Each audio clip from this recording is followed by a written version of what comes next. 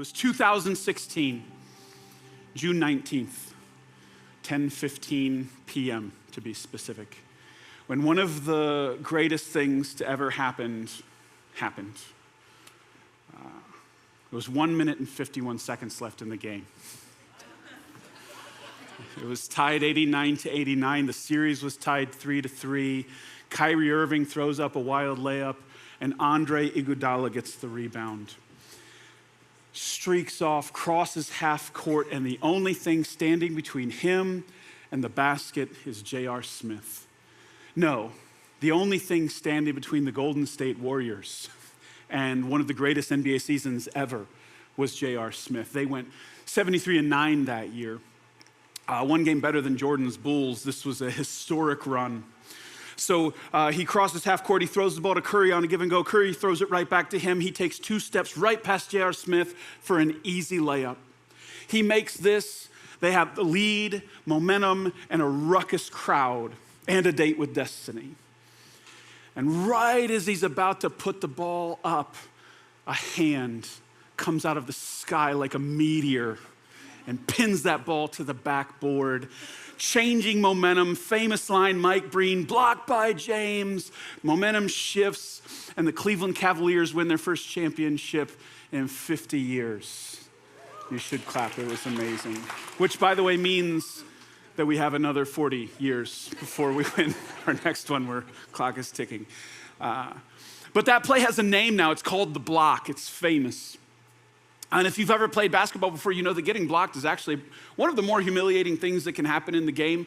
It's frustrating, it's embarrassing, it's sad. Because like you have the ball, you see the basket, you put yourself in position to put that ball up there, you take the shot, and something comes between you and what you wanted to see happen. You don't get to know if it was gonna go in. Like if you actually took a good shot, you don't know that. And that like isn't you, right? It's something coming between you and what you wanted to see. You got blocked. And that's something that doesn't just happen on the basketball court. That happens in life all the time, right? It isn't just stuff that's up to you. Sometimes there's outside forces that work against you. You want to get better sleep, but you decided to have kids. and they block you now from that, right? You're trying to save money, but you keep having car trouble, and that's blocking you from being able to do that. You want to get in shape because it's almost beach season, but your kid's Easter candy is blocking you, right? And them Reese's eggs, they're all gone now, right? Getting blocked. And it's so frustrating because you know to like make good life choices, it's already hard in here and here.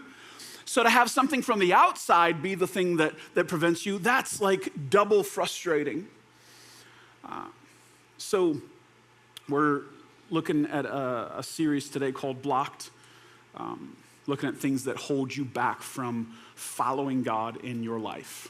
And again, that's so frustrating because it's already hard to follow God. It's already hard to get close to God in here and in here. But there are things kind of outside of you that battle against you, making it even harder. And today, I want to look at a specific thing that blocks you. I want to look at that feeling where I want to follow God, but I feel like an outsider. I want to like get closer to him, but I feel like the people who are close to him, that it's them and then there's me.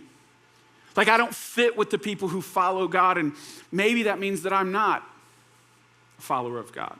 I feel like I don't belong, so does that mean maybe I shouldn't believe? I want to follow Jesus, but the people who follow Jesus have become a barrier to me following Jesus.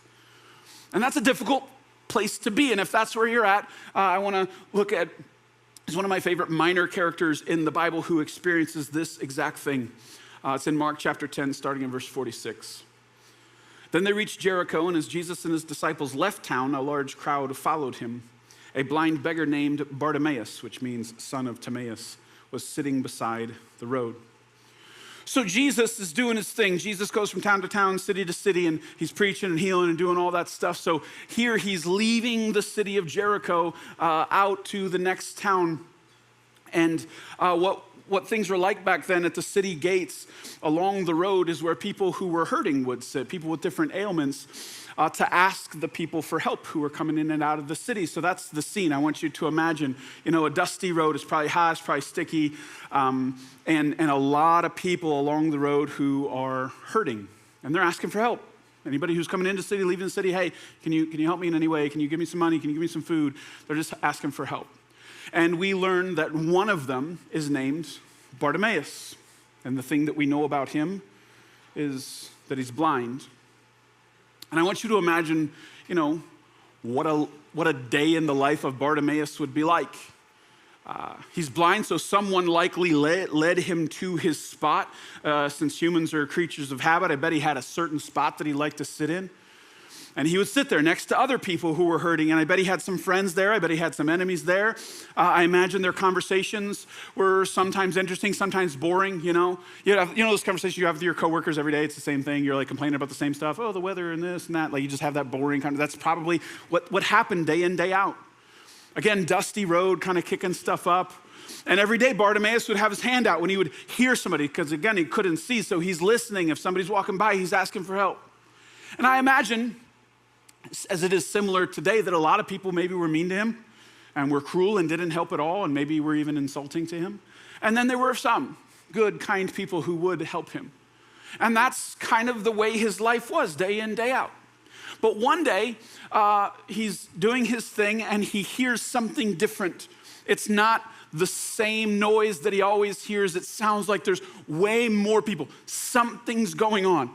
There's something different. So he can't see. So I imagine he's asking, like, hey, what's going on? Hey, why is there so many people? What are they doing? Why is this happening?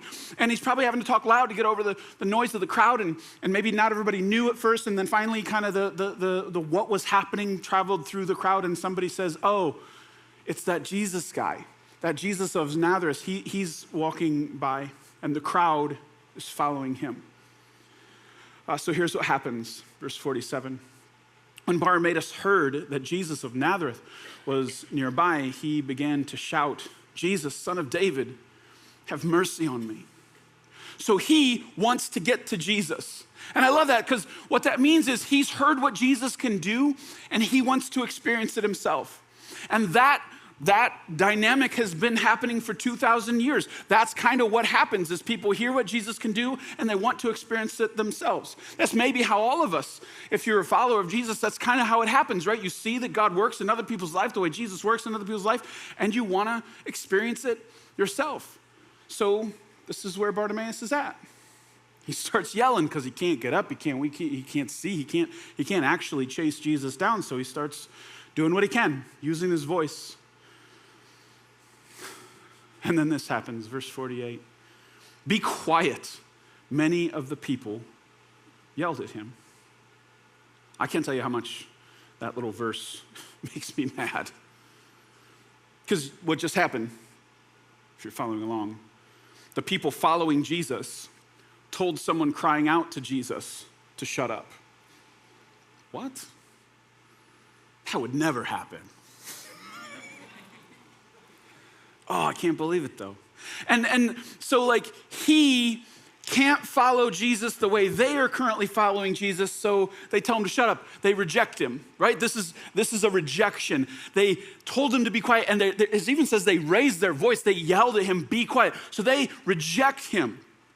And the irony of that is that in order for him to follow Jesus the way they are following Jesus, he needs to get to Jesus so that Jesus can enable him to follow Jesus.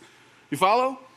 And that's actually how it works, by the way. And that's why I get so irritated with Christians that have this idea that somebody, in order to come to Jesus, needs to clean their life up so that they can come to him.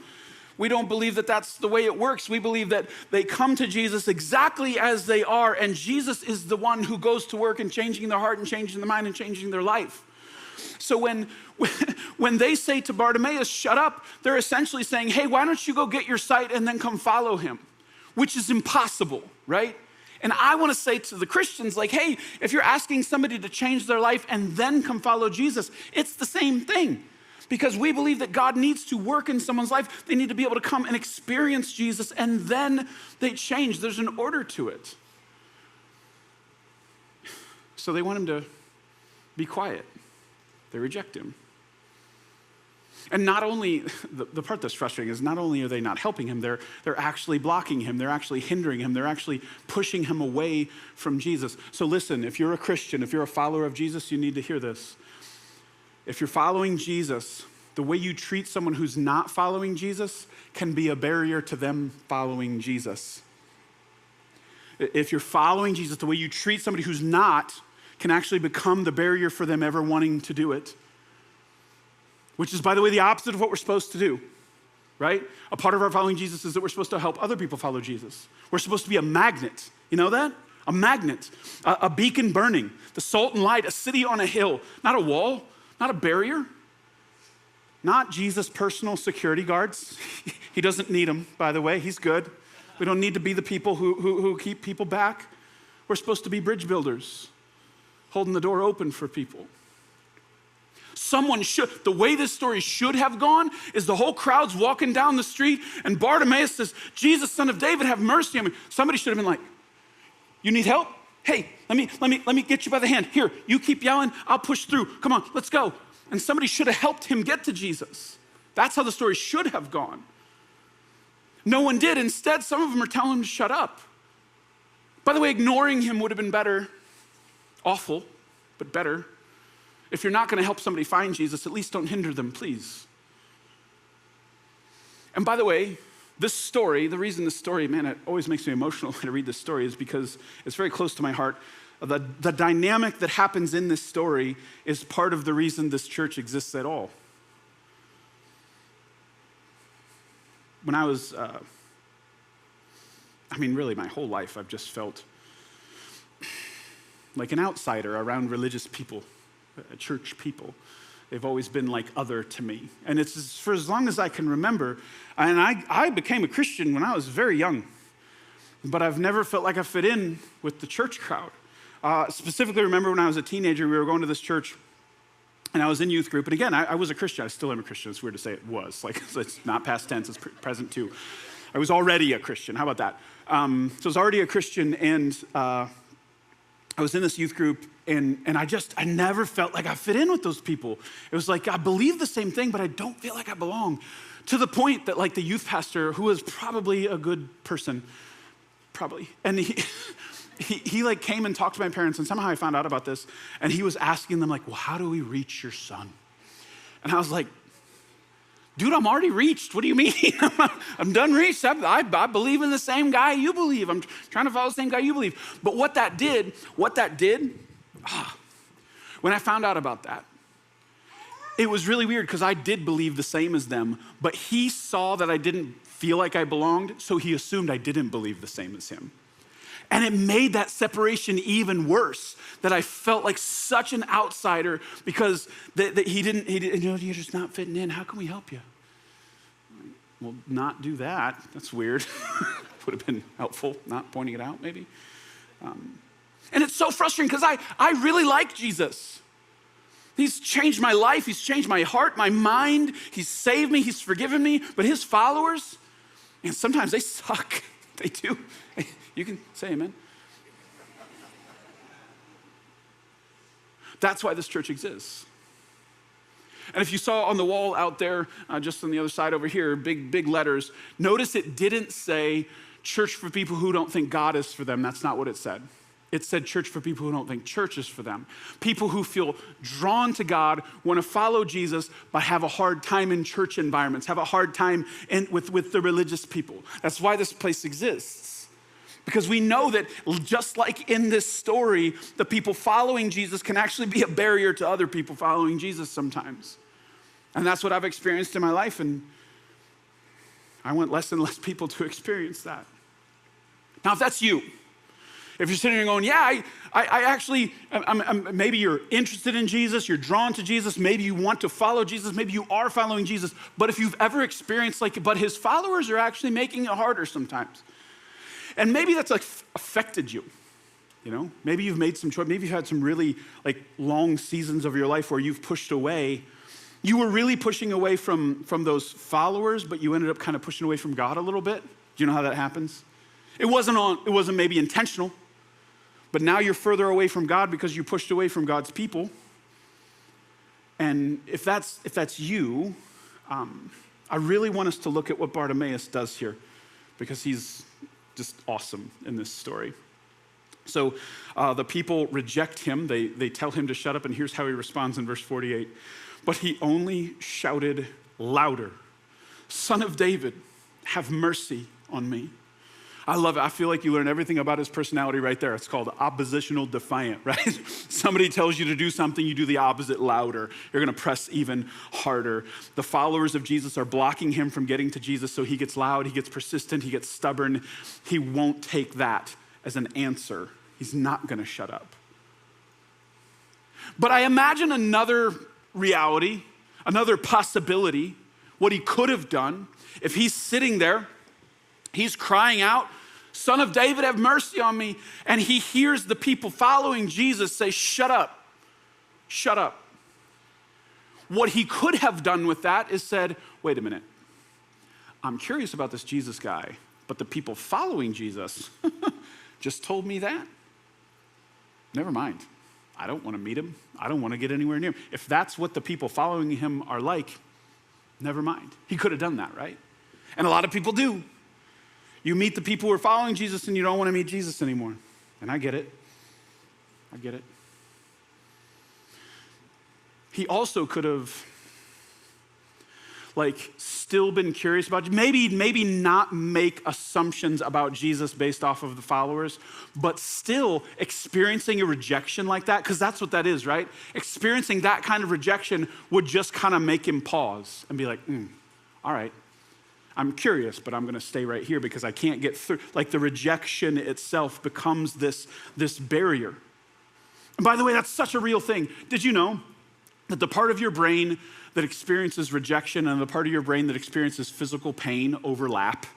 So when a human rejects you, it's a physical pain reaction, which is crazy to me because my kids can testify to this. So I'm technically an elder millennial, but I have a little bit of Gen X in me, which means that sometimes the way I parent is rub some dirt on it and shut up kind of a thing. I still have a little bit of that. And so I do it to my kids, that one in particular. And then I do it to myself. If I experience a human rejection and it hurts, I'm like, will you stop being a wimp? You know, self-talk. Like, what is this, really? It's still middle school, huh? Like, and I beat myself up about it. But when I read this, I'm like, wait a minute, that's a physical thing. Like, I'm experiencing physical pain because of this. It's actually happening on the inside. I'm not weak, I'm human.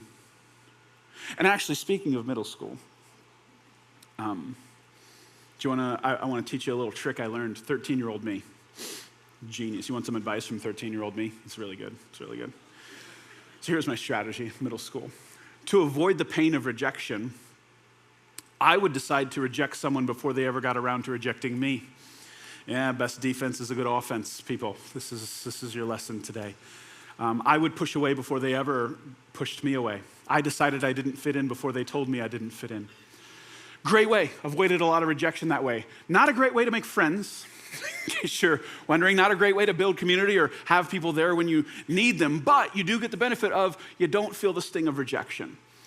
Don't do that, please. I'm just kidding. 13-year-old me did not know what he's doing. Now, my guess is that some of us in this room still operate that way. And here's what I've learned since then, looking back now. And I totally don't ever do this anymore at all. Totally figured this out. It's being sarcastic. Did I not use my sarcastic voice enough? What I realized is what I would do is because I didn't want to get rejected, I would reject them, which of course caused me to treat them different. And then them, in response, would treat me different. And I would go, ha, I knew it. I knew you were going to reject me. And what I didn't realize, and it's obvious now, you know, even the way I just told you, you're like, well, obviously you caused them to reject you. But I didn't see it that way. I looked at it as a prophecy. I knew they were going to, and therefore here I am, I was right. I didn't realize that my disposition towards others actually is what caused them to reject me because I had already in my mind rejected them. I was causing it, not just experiencing it. And the reason I bring this up is because, listen, and if you've experienced like church hurt or problems with people following Jesus and they've become a barrier to following Jesus, I get it and I respect all of that and the pain, but I just want to suggest that sometimes what happens is you come into a church with a little bit of a chip on your shoulder. You come into a church assuming they might reject you, assuming it's going to happen, so you ahead of time push out like this. And then they respond by treating you a little different, and you're going, ha, I knew it.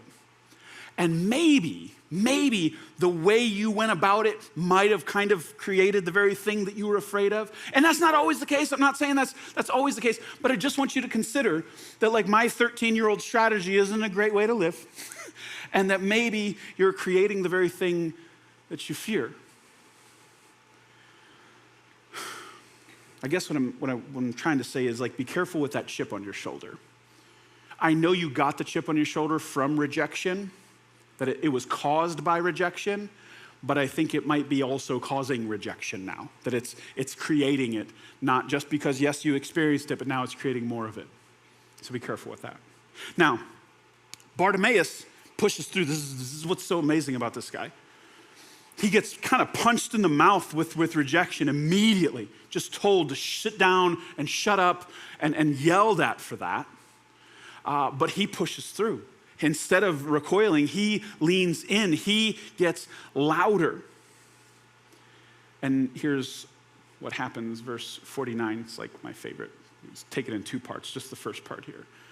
When Jesus heard him, he stopped and he said, "Tell him to come here."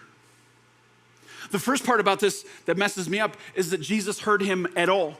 Because you got to imagine this scene. At this point, everywhere Jesus went, there was like a crowd kind of trying to press in around him. Everybody's kind of crying out for Jesus. Everybody wants Jesus to do something for him. So Jesus is walking down the road, and his disciples are kind of trying to push people out of the way, and he's trying to get where he's going. There's already a loud noise. There's already chaos. And above all of that, barely, probably audible at all, is, "Jesus, Son of David, have mercy on me." And as Jesus is walking, he's like, and I just imagine an interaction with Peter, like Jesus is like, "Hey, somebody's calling for me." And Peter's like, "Really, Jesus? Everybody's calling for you, man. What are you talking about?" And Jesus is like, "Shh. Jesus, Son of David, have mercy on me." And he's like, "That one. Go get that one. Whoever he is, whoever's calling me, go get him." And I love it. He heard him. He heard him. Because I just imagine like the crowd had started to pass, like Jesus was walking away. And Bartimaeus is maybe a little bit more desperation in his voice. His only hope is walking away. And Jesus heard him. Jesus picked Bartimaeus' voice out of all the other voices. And I just want to say that's such an important thing for you to know, that God can hear you, that God hears you. And sometimes I talk myself out of like having conversations with God or asking God for things because, there's 8 billion people on the planet. A lot of people have bigger problems than I have. I'll wait. But man, like God's not like that. That's a limited God, that he can't handle listening to all of that he can't pick your voice above the crowd and actually answer you, respond to you, and engage with you. Don't not cry out because you think God won't answer or won't hear or respond, because he can and he will. So Jesus stops, hears him, says, "Go get him." And this is my favorite part of the story. It's the second part of this verse. So they called the blind man. "Cheer up," they said. "Come on, he's calling you." So profound. 7 words, so profound.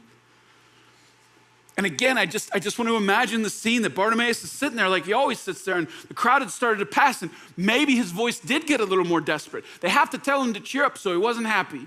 Maybe he felt like the crowd had already passed, like his only hope was walking away, and maybe the cries got more desperate. Maybe his voice started to crack. Maybe his blind eyes started filling with tears. "Jesus, Son of David, have mercy on me." And he realizes, maybe he's not going to come. Maybe he's not going to have mercy on him. So he's emotional. And then something happens, and the noise kind of stops moving away, and it stops, and then he hears somebody, and who knows what it is. Hopefully it's not one of the people who told him to shut up, because that would be really hypocritical. And they get to him, hey, Bartimaeus, get your head up. Come on, he's calling you. And I love that. I love that. That word cheer up, it's this Greek word tharseo. I love this word. Could be translated take heart, be encouraged, cheer up. It's this idea that, hey, somebody's hurting. No, head up. Don't go down, go up. It's this lifting word. And the reason I love this word is because Jesus loved this word. Jesus uses this word all the time. Remember the story of the guy who was crippled? His friends let him down into a house. Remember that? When Jesus talks to him, he actually uses this word, tharseo. Your sins are forgiven, get up, take your mat, and walk. Do you remember the story of the woman with the issue of blood, and she's kind of pushing through the crowd, and she just barely gets a hold of the hem of Jesus' robe, and she's healed? And then she gets nervous, and she's like gonna get in trouble. And when Jesus talks to her, he says, tharseo, your faith has healed you. Do you remember the story when Jesus was walking on the water and his disciples didn't recognize him and they thought he was like a ghost? So they're freaking out, and Jesus through the wind and the waves says, tharseo, it's me. And then he also says it to us in that verse where he says, you will have trouble in this world, but tharseo, I have overcome the world. It's always spoken to somebody who's like disturbed or feels like there's like a barrier between them and God. And the message is tharseo, the barrier has been removed.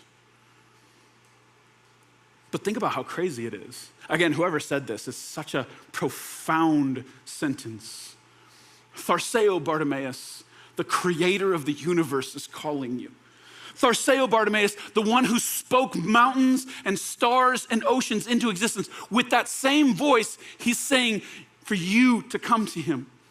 Tharseo, Bartimaeus, the one who created cones and rods, the one who thought up the eyeball, who engineered the eyeball, he's calling to you now. Wow.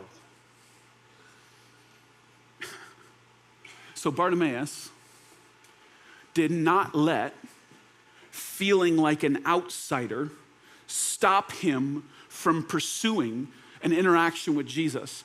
And now, because of that, he gets to experience something with Jesus here. And I want you to know that. That's really important, because if he had shut up, if he had said, never mind, if he had said, screw that, I'm not doing that, I'm not gonna let those people hurt me, I'm done with all this, he wouldn't experience what he's about to experience. If he would have stopped, he wouldn't have got to Jesus. And here's what happens.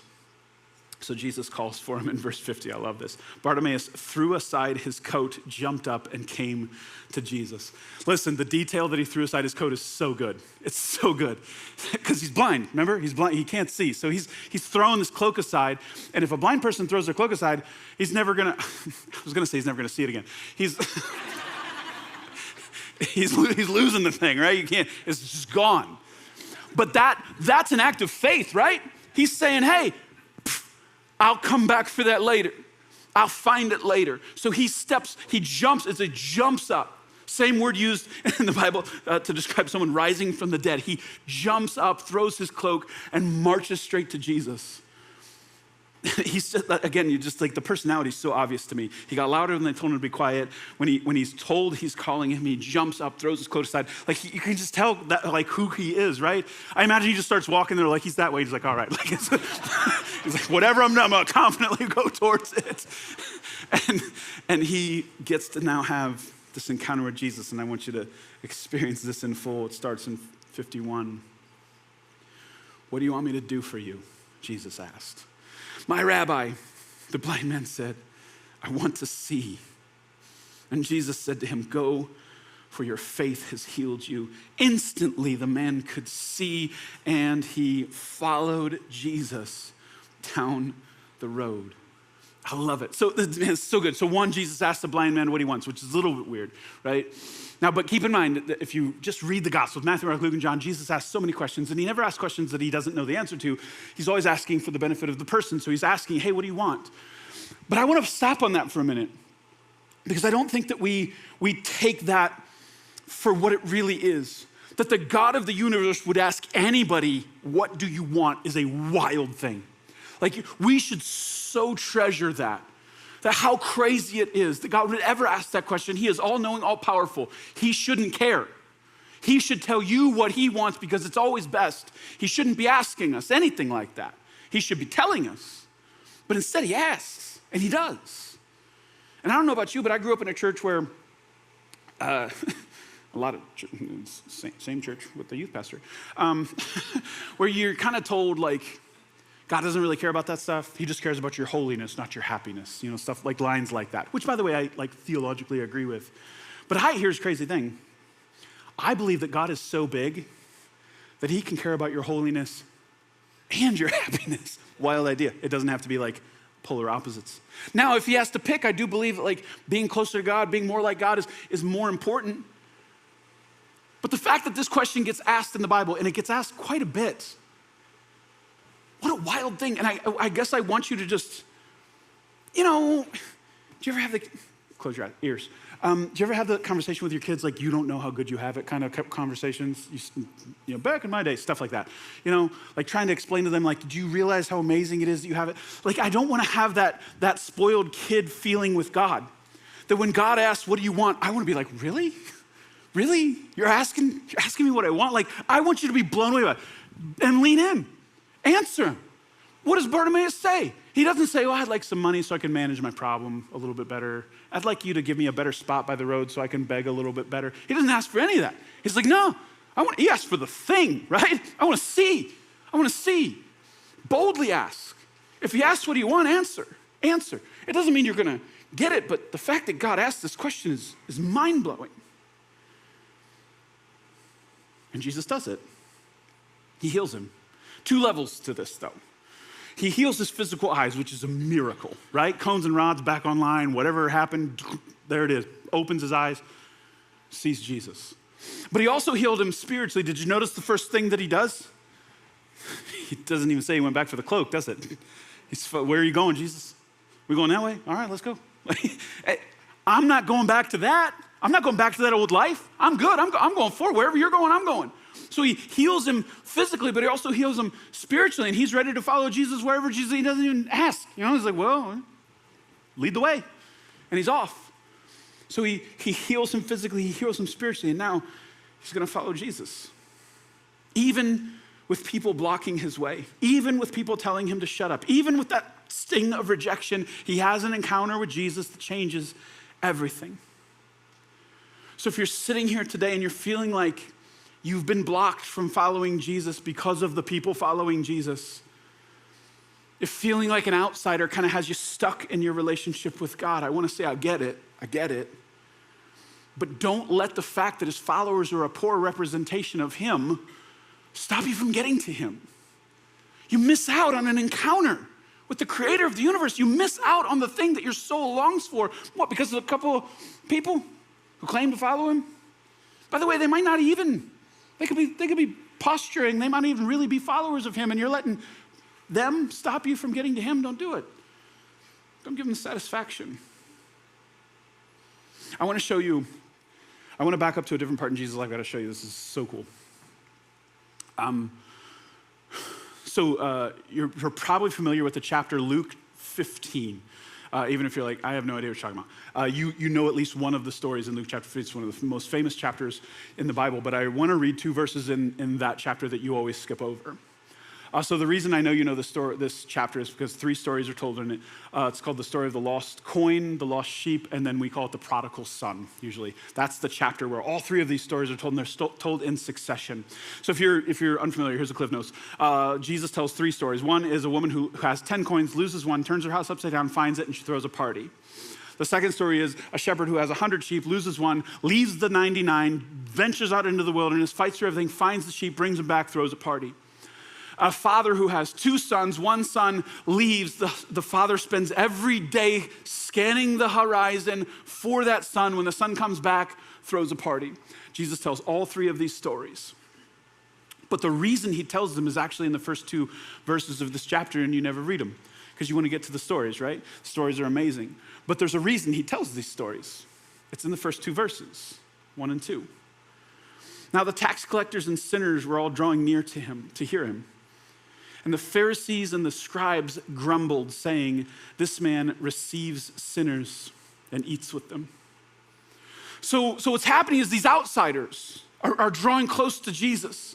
It's the outcasts, the misfits, the rebels. They were like pariah in their community. They were untouchable, rejected by everyone.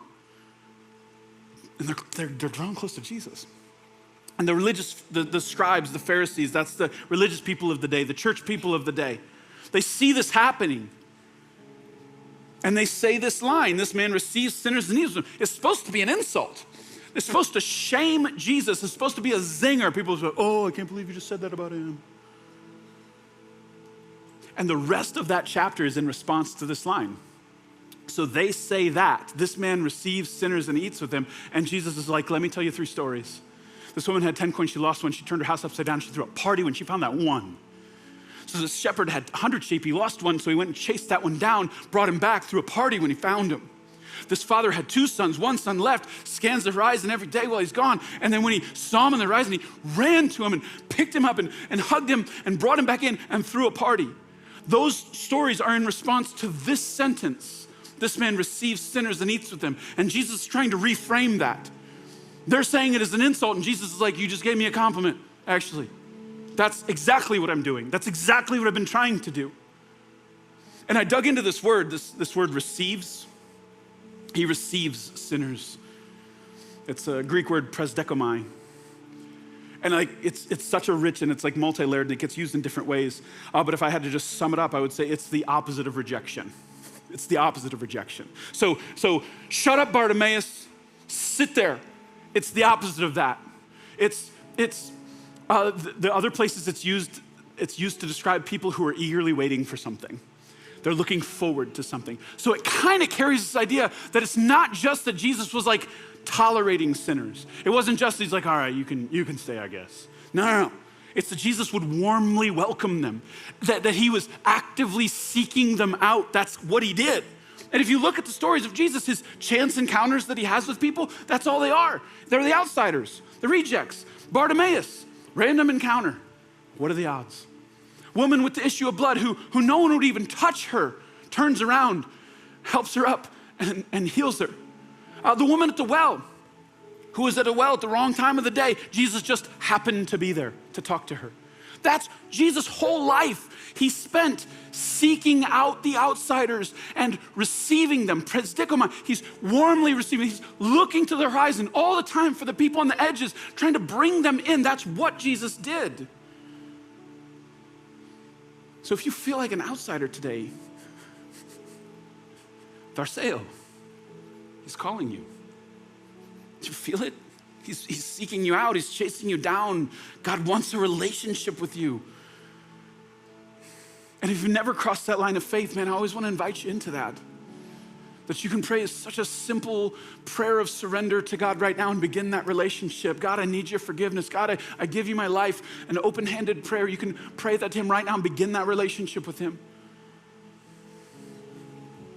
But I want you to know the kind of church we're trying to build here is, even if you're like not ready for that right now, it's fine. We still want you to be able to belong. What I want this church to be is like a group of people following Jesus down the road who definitely don't do the shut up Bartimaeus thing. Instead, we're scanning the edge. Hey, do you need help? Hey, come on, I'll help you to him. Like, we want to be a church that's bringing those people on the edges in. That's like the point. So what we want to be able to do is, while you're figuring out if you believe, we want you to feel like you belong. I'm not going to make you wait to feel like you belong till you believe. No, because I believe you actually need to be able to get to Jesus, and I want you to belong while you're figuring that out. And that's what we're trying to do here. And it's messy and it's hard. Some of the religious people are a little judgmental about that sometimes. But we're trying to be that place. Presdikomai, we warmly receive, we look for them. That's what we want. By the way, if I ever hear you telling somebody to shut up, who's calling out to Jesus, I will become Jesus' security guard, and it will be a different thing. But that's the kind of church we're trying to create here, where you can belong while you figure out if you believe, because we want to be like Jesus. Would you stand with me? Lord, I'm so grateful for this, that this is the kind of God that you are, that you're looking for us, that those of us who have stayed on the edges, you're always chasing us down. And Lord, I pray for the person who hasn't crossed that line of faith. Lord, I pray that you would just invade their heart and their mind right now, that something would crack, that something would break inside of them, that they would decide today to follow you, decide today to give their life to you. And Lord, I pray for the person who is a follower of you, they've kind of pushed away, that the other followers have kind of caused them to create some distance. Lord, I pray for them right now that they would feel that opposite of rejection that you have. but they would feel received by you, loved by you, called by you. And that they would step back in and have an encounter with you. And Lord, I pray for this church, that we would be a place, and we cry out, Tharseo, he's calling you. That we would actively be pursuing the people on the edges, the fringes, the outsiders, the misfits, the rebels, Lord. The people who feel far from you. That we would be a really good place for them to be able to come and figure out if they believe. To hear your voice without being harassed. Thank you for being that kind of God. In Jesus' name I pray, amen.